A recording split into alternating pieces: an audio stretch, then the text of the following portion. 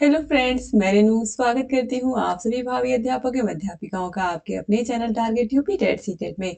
दोस्तों, आज की इस क्लास में हम आपके डीएलएड थर्ड सेमेस्टर के सेकंड पेपर यानी कि समावेशी शिक्षा के 2025 के पेपर का सोल्यूशन लेकर के आए हैं। आपका पेपर कैसा हुआ जरूर कमेंट करिएगा। फर्स्ट पेपर आपका कैसा गया और इसमें 15 क्वेश्चंस में से आपने कितने क्वेश्चन बिल्कुल सही किए। दोस्तों, अगर आपने अच्छे से सारे क्लासेस को पढ़ा है और सीरीज के प्रश्नों को अगर आप सॉल्व करके गए थे तो निश्चित रूप से आपके जो क्वेश्चंस हैं वो बहुत ही अच्छे हुए होंगे। चलिए देखते हैं। यहाँ पर हम क्वेश्चन नंबर 1 है, निर्देशन निर्देशन में माध्यमों का प्रयोग किया जाता है। औपचारिक अनौपचारिक उपयोग दोनों या इनमें से कोई। दोस्तों देखिए, जो निर्देशन होता है वो औपचारिक भी होता है और अनौपचारिक भी होता है। जो स्कूल में हमें मिलता है वो औपचारिक निर्देशन होता है शिक्षक के माध्यम से। बाकी और चीजें जो हम कहीं सीखते हैं जैसे कि घर पर हुआ या हमारे फैमिली हमारे परिवार से कोई कुछ हमें कह रहा है तो ये अनौपचारिक हो जाता है। तो इस तरीके से ऑप्शन आ जो है उपयुक्त दोनों, ये राइट आंसर हो जाएगा। इसके बाद क्वेश्चन नंबर 2 है, राष्ट्रीय न्यास अधिनियम कब पारित हुआ था। ये प्रश्न भी मैंने आपको पढ़ाया है। राष्ट्रीय न्यास अधिनियम पारित हुआ था 1999 में। ऑप्शन 1 सही हो जाएगा। दोस्तों क्वेश्चन नंबर 3 है, समावेशी आवासीय संस्थाएं पाई जाती हैं अमेरिका एवं ब्रिटेन में, भारत एवं पाकिस्तान में, रूस एवं फ्रांस में या जापान एवं चीन में। तो राइट आंसर है अमेरिका एवं ब्रिटेन में पाई जाती है। दोस्तों आप सारे क्वेश्चन को ध्यान से देखिएगा और सारे क्वेश्चंस का जो आंसर है वो बिल्कुल करेक्ट है। ठीक है, क्वेश्चन नंबर 4 पे आते हैं, psycho galvanic skin resistant audiometer का प्रयोग करते हैं। अब यहाँ पर बहुत सारे बच्चे क्या करके आए हैं, ऑप्शन 1 लगा करके आए हैं।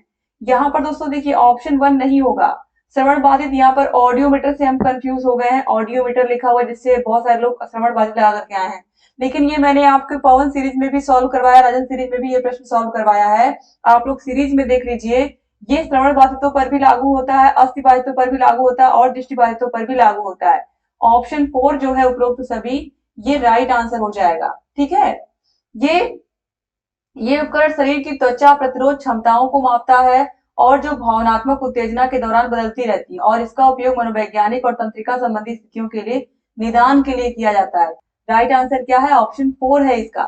क्वेश्चन नंबर 5 पे भी आते हैं। ये प्रश्न भी मैंने करवाया है आपके पवन सीरीज में। ये प्रश्न दोस्तों क्वेश्चन नंबर 128 है आपकी सीरीज में, आप जाकर के देख लीजिएगा। पवन सीरीज मैंने सॉल्व करवाया है।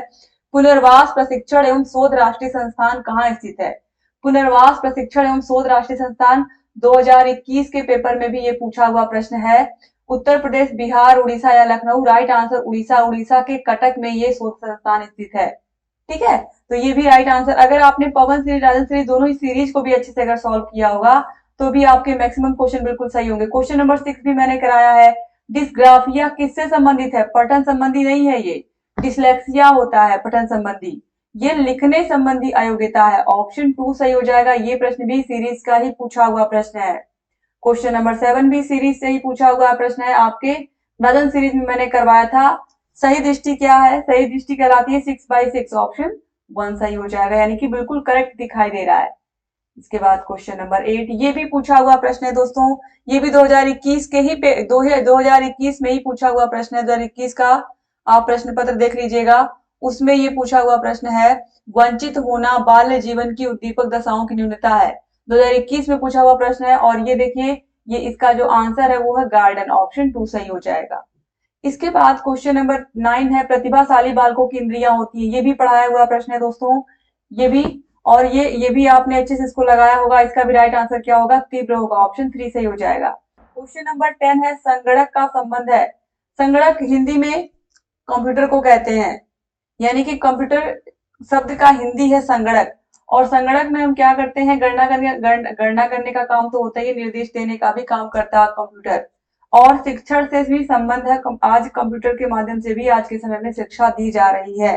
तो देखिए, अनुदेशन और शिक्षण दोनों का ही संबंध है संगणक यानी कि कंप्यूटर से। तो ऑप्शन 3 जो है दोनों, ये राइट आंसर हो जाएगा। इसके बाद क्वेश्चन नंबर 11 पे आते हैं, प्रारंभिक अवस्था में मंद बुद्धि बालकों की पहचान हो सकती है। इसका आंसर मैंने आपको बताया भी है कि प्रारंभिक अवस्था में चाहे मंद बुद्धि बालक हो, चाहे श्रवण बाधित हो, चाहे अस्थि बाधित हो, या किसी भी प्रकार के बालक हो, सर्वप्रथम उनको हम अवलोकन से ही जान पाते हैं कि उनको क्या समस्या है। तो अवलोकन राइट आंसर होगा। ठीक है, क्वेश्चन नंबर 12 है, ये भी ऑलरेडी बहुविकल्पी क्वेश्चंस में मैंने पढ़ाया है।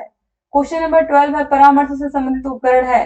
तो परामर्श में संचित अभिलेख भी काम आते हैं, यानी कि जो पहले से किसी के व्यवहार के बारे में हमने अभिलेख तैयार करके रखा है। साक्षात्कार यानी कि इंटरव्यू भी काम आता है, और आत्मकथाएं और निरीक्षण भी काम आता है। तो ऑप्शन 4 सही हो जाएगा। क्वेश्चन नंबर 13 है, ब्लैक बोर्ड किस उपकरण की श्रेणी में आता है, मृदु या फिर कठोर। ऑलरेडी आप लोगों ने पढ़ा हुआ है कि ब्लैक बोर्ड जो है ये क्या है, कठोर उपकरण है। ये प्रश्न भी आपने बिल्कुल पढ़ा हुआ है। देखिए लगभग सारे के सारे क्वेश्चन अच्छे से अगर सीरीज को अगर आपने पढ़ा था तो ये सब क्वेश्चन आपके बिल्कुल सही हुए होंगे। क्वेश्चन नंबर 14, मंद बाधित बच्चे का डेसिबल स्तर कितना होता है। ये भी प्रश्न दोस्तों पूछा हुआ प्रश्न है आपके प्रीवियस एग्जाम में 2017 के पेपर में ये पूछा हुआ प्रश्न है आपके पवन सीरीज में। क्वेश्चन नंबर 111 है, ये ऑलरेडी मैंने पढ़ाया है। मंद बाधित बच्चे का डेसिबल स्तर 55 से 69 डेसिबल होता है। राइट आंसर ऑप्शन 2 हो जाएगा। इसके बाद क्वेश्चन नंबर 15 पर आते हैं। टेलर फ्रेम का उपयोग किया जाता है किसके लिए, दृष्टिबाधित बच्चों के लिए, श्रवण बाधित बच्चों के लिए, मानसिक मंदता के लिए, या विशिष्ट अधिगम अक्षमता के लिए। टेलर फ्रेम का उपयोग किसके लिए किया जाता है।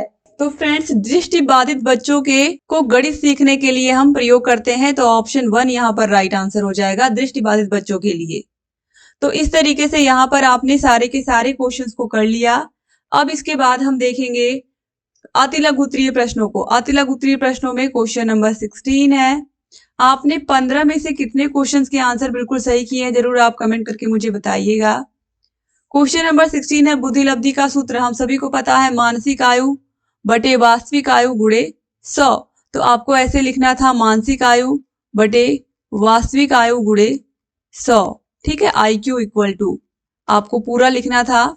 इसके बाद क्वेश्चन नंबर 17 है, सांकेतिक भाषा किसके लिए प्रयुक्त होती है। ये मैंने आप लोगों को बताया था, और इस क्वेश्चन का आंसर मैंने सेकंड और थर्ड क्लास जो मैंने ली थी आपके राजन सीरीज के बहुविकल्पी प्रश्नों की, इसमें मैंने क्लियर भी किया था कि सांकेतिक भाषा का प्रयोग हम श्रवण बाधित बच्चों के लिए करते हैं। श्रवण बाधित जो सुन नहीं पाते हैं। आप में से सभी लोगों ने अगर अच्छे से पढ़ा होगा तो आपने देखा भी होगा। क्वेश्चन नंबर 18 है, संयुक्त राष्ट्र संघ ने निःशक्त जन अधिकार की घोषणा कब की थी।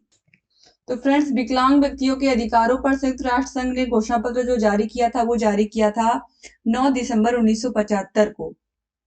9 दिसंबर 1975 को। 9 दिसंबर 1975। क्वेश्चन नंबर 19 है, निर्देशन के दो उपकरण बताइए। दोस्तों यहाँ पर देखिए निर्देशन के उपकरण पूछा है। तो निर्देशन के जो उपकरण होते हैं उसमें देखिए संचार आता है, पर्यवेक्षण आता है, नेतृत्व आता है, प्रेरणा आता है। तो यही आपको लिखना था। ठीक है। इसके बाद क्वेश्चन नंबर 20 है, AAMD का पूरा नाम। AAMD का पूरा नाम क्या है। तो American association on mental deficiency इसका जो फुल फॉर्म है।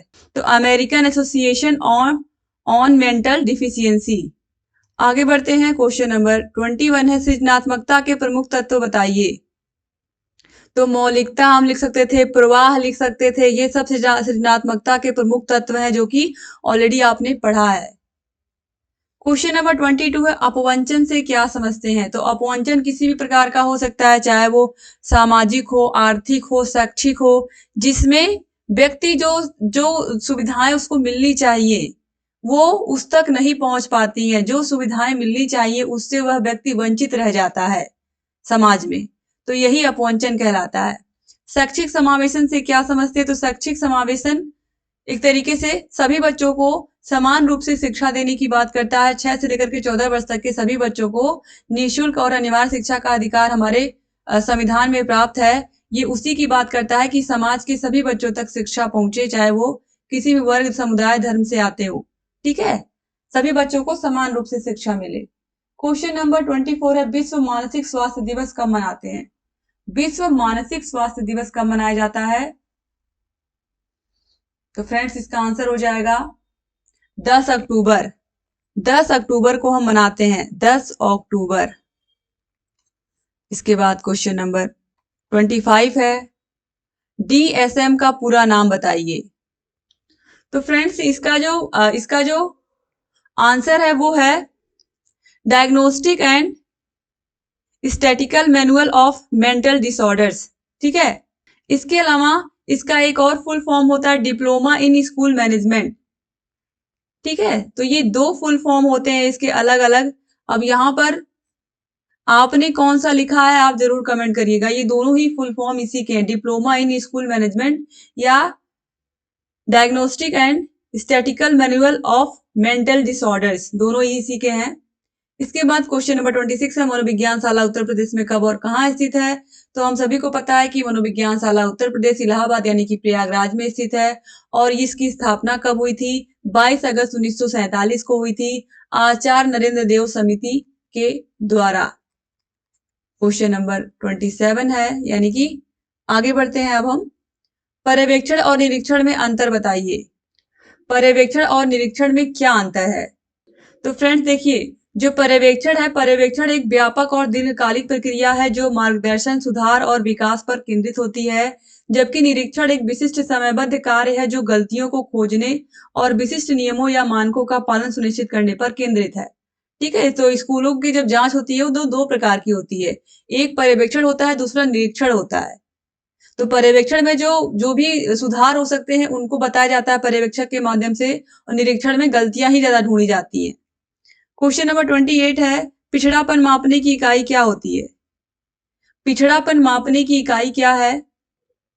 तो फ्रेंड्स इसके अलग अलग तरीके से अलग अलग पिछड़ापन होता है, जैसा कि मैंने बताया ही। अगर मानसिक पिछड़ापन है तो इसका जो एक तरीके से मापने का पैमाना है, हम सभी को पता है, बुद्धि लब्धि है। बुद्धि लब्धि के माध्यम से ही हम ये कह पाते हैं कि कौन सा बच्चा प्रतिभाशाली है, कौन सा उत्कृष्ट बुद्धि का है, कौन सा बच्चा सामान्य है, कौन सा बच्चा एक तरीके से मंद बुद्धि का है, या फिर कौन सा बालक पिछड़ा हुआ है। ये सब हम इसी के आधार पर कह पाते हैं। ठीक है, तो अलग अलग प्रकार से पिछड़ापन होता है, मानसिक पिछड़ापन, वित्तीय या आर्थिक पिछड़ापन।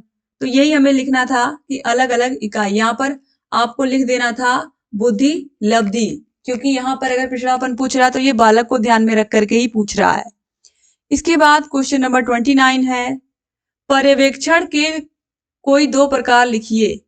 तो पर्यवेक्षण के 2 प्रकारों में औपचारिक पर्यवेक्षण आप लिख सकते थे। औपचारिक पर्यवेक्षण, जिसमें हम सभी को पता है कि किस तरीके से होता है, ये एक नियंत्रित पर्यवेक्षण होता है, और एक तरीके से विद्यालय में इसी प्रकार के पर्यवेक्षण होते हैं। और दूसरा होता है अनौपचारिक पर्यवेक्षण, जो कि स्वाभाविक होता है और ये शिक्षण प्रक्रिया में सुधार के लिए उपयोगी भी होता है। तो औपचारिक पर्यवेक्षण नियंत्रित वातावरण में होता है, नियंत्रित होता है, जबकि अनौपचारिक स्वाभाविक होता है। इसके बाद क्वेश्चन नंबर 30 पे आते हैं। यहाँ पर लिखा हुआ है हॉलिंगवर्थ की एक पुस्तक का नाम लिखिए। दोस्तों क्वेश्चन नंबर 116 है, आपके पवन सीरीज में बहुविकल्पी प्रश्न है। हैविंग हस्ट उसका आंसर दिया हुआ है। पुस्तक का नाम लिखा हुआ है a survey of the education gifted children. ठीक है, तो हैविंग हस्ट लिखा हुआ है, यहाँ पर वही नाम है, बस इसको अलग थोड़ा सा बना दिया गया है, हॉलिंगवर्थ लिख दिया गया है। ठीक है, तो ये पुस्तक इनकी a survey of the education gifted children, ये बहुविकल्पी प्रश्न में दिया हुआ था। तो अगर आपने ये नाम लिखा होगा तो ये बिल्कुल सही आंसर हो गया होगा। इसके बाद लघुत्तरीय प्रश्नों पर आते हैं। लघुत्तरीय प्रश्नों में क्वेश्चन नंबर 31 है, बालकों के शैक्षणिक पिछड़ेपन के कारणों का उल्लेख करिए।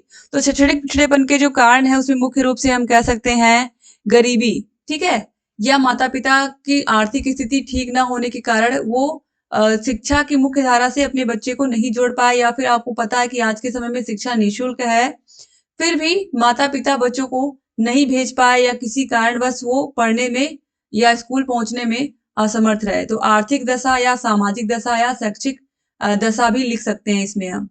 ठीक है, तो बालकों के पिछड़ेपन के बहुत सारे कारण होते हैं, माता पिता की गरीबी, परिवार की आर्थिक स्थिति, ये सब हम लिख सकते थे।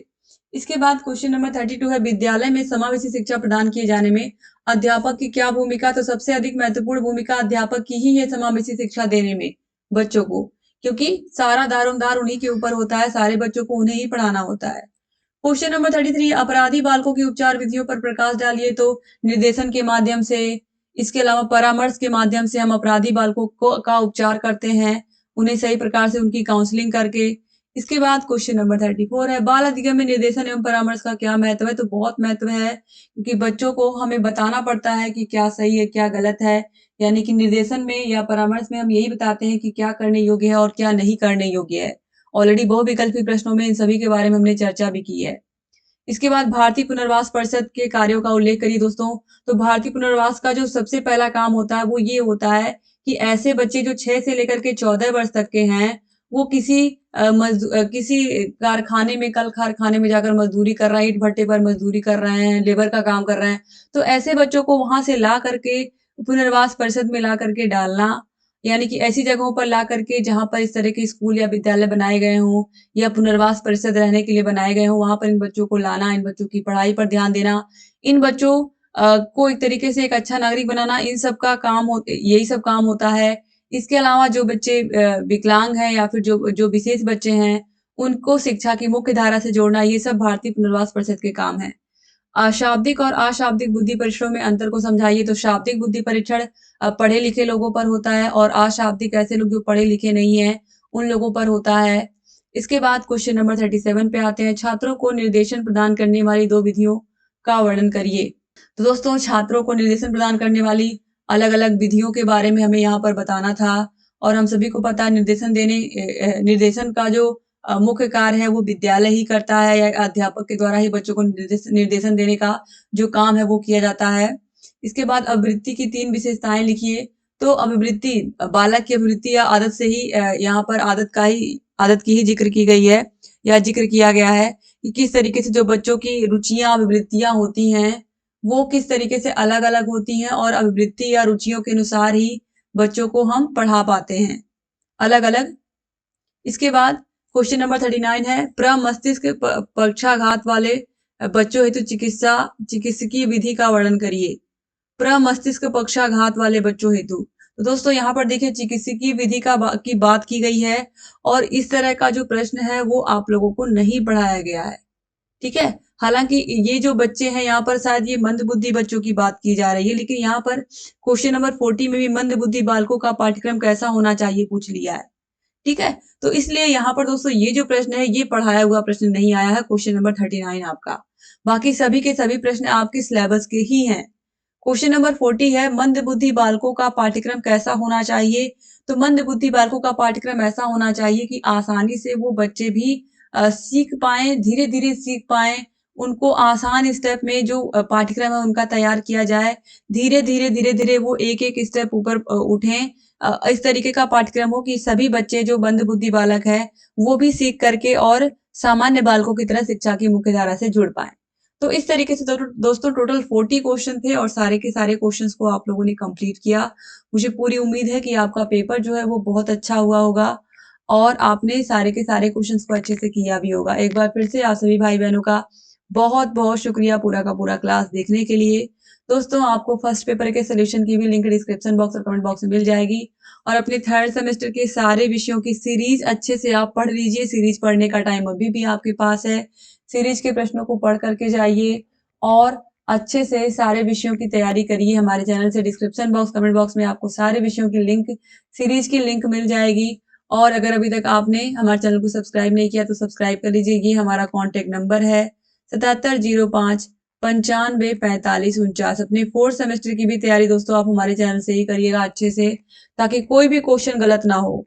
तो एक बार फिर से आप सभी भाई बहनों का बहुत-बहुत शुक्रिया। मिलते हैं नेक्स्ट क्लास में, तब तक अपना ख्याल रखिएगा। जय हिंद दोस्तों।